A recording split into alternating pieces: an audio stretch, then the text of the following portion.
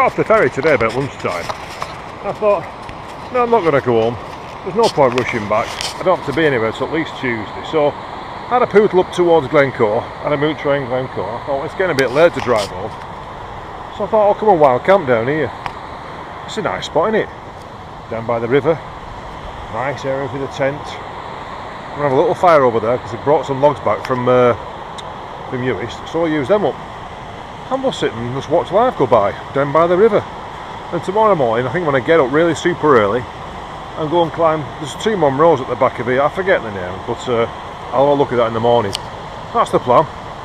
Bed early, up early, 2 munros, vamoosh, home. Right, let's get the gear out.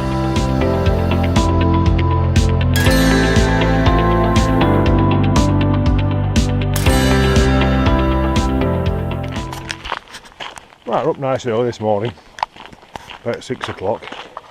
Pack the gear away. I'm up now in Glenorchy. I'm going to have a crack at Beinn Chreachain or something, and Beinn Achaladair, which are these two over here somewhere. It's a bit cold actually this morning, so I've had to put on the old hat. So, but I think it's going to get a bit warm because the big yellow sun shines up already. I've got plenty of water. I'm going to crack on.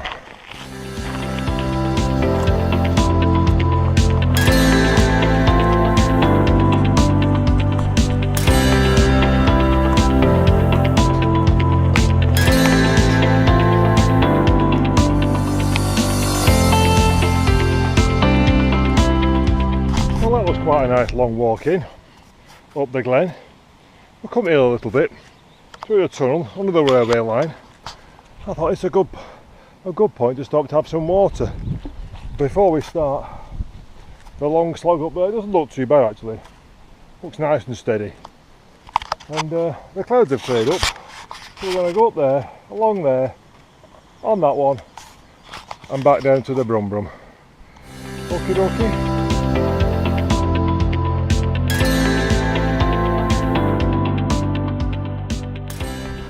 Well, I come to the first steep bit and took a slight detour. I'll come up here to have a look at this bit of a pond. Oh, there's a nice pond up here. It's called Chreachain and And have you noticed one thing? I know I keep going on about it. Since I set off from the car park, I've not seen anybody. I mean, if this was the lakes now by this time, you'd be about 60 people up here. And it'd be horrendous. Anyway, I've just noticed, look. The last bit of wee snow over there, look. Yeah? The last little teeny tiny bit. Anyway, we've got to go up here now, up into the cloud. Along there, and this is Beinn Achaladair or something. This is the first munro up here. Then we're going to go along there, and the other munro is just behind there.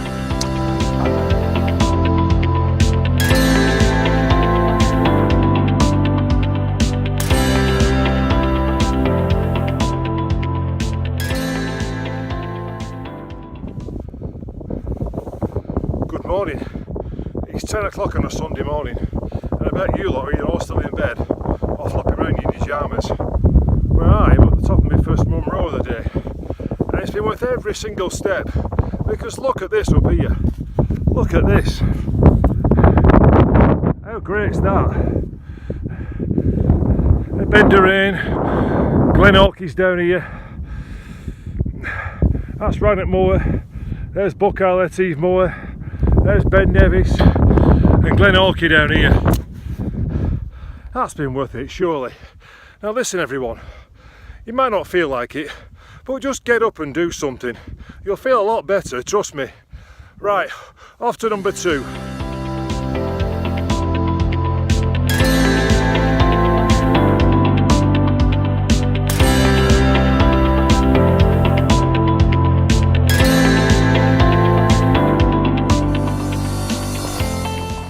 Look at this.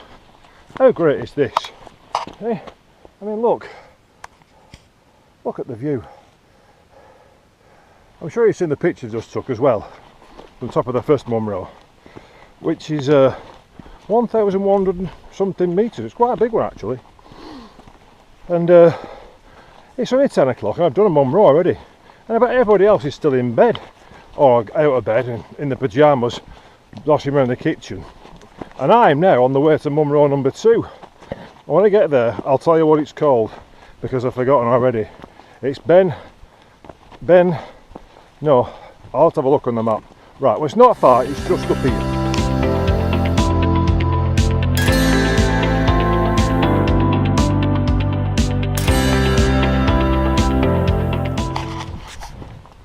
I mean, it's fabulous up here. Look, if it's the Lake District, I reckon I see 30 people across this ridge. And do you know how many I've seen? Not one.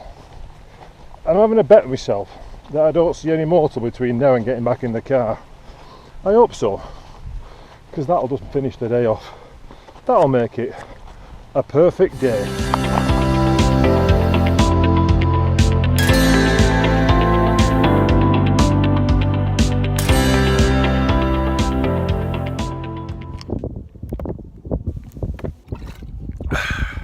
Right, that's Munro number 2 done, and this is where I've been this morning already. I started down there where the car is. I've got all the way along here, on this river, up this road, all along up here, right up here, up to that forest, round the back of that forest, up there, up that hill over there in the corner, along that ridge, and over there. That was the first Munro in my first video. Now I've come across here now to Munro number 2. I hope you're not still in bed still. If you are, just get up and go out and do something, please. And I don't mean just sit on the patio furniture drinking Prosecco, eating crisps. Hopefully, if you make it, you can do that for as long as you want when you sit in the nursing home. Because the clock's ticking. And speaking of ticking clocks, I better get a move on, because I've got to get back to the motor car and then drive home. And what's that Dan Reid song where he says, "It's a long way to go"? It certainly is. I reckon it's about 300 miles, so I better get a move on. Right, now just get up.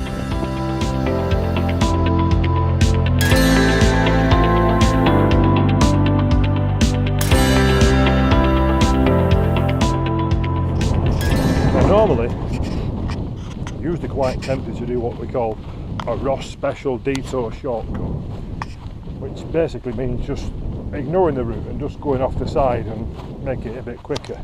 But I'm on my own today, so if I fall over and hit myself, it looks quite steep down there, I could be in a world of pain, and no one knows I'm up here, so it could be a long night on the rocks.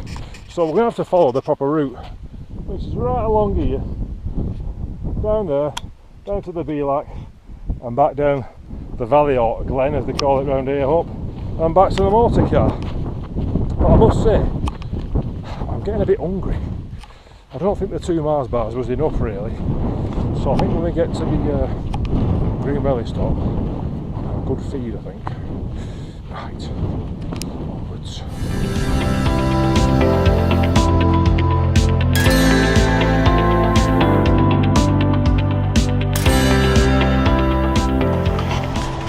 Now this is the bit I always don't like, these sort of long, gradual descents down these corries.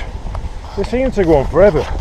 I mean, look, I know perspective can be a bit deceiving sometimes, but the car's there. That looks like about 14 miles to me. I hope it's not, because I'm a bit hungry now.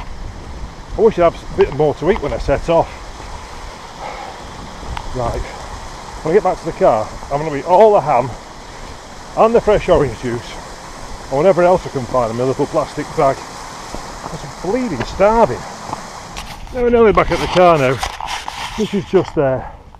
And for some reason, for the first time ever, I've got very sore feet. I mean, like really sore. In fact, walking's getting quite painful. I'm glad I'm nearly back now. I have to do some research when I get back.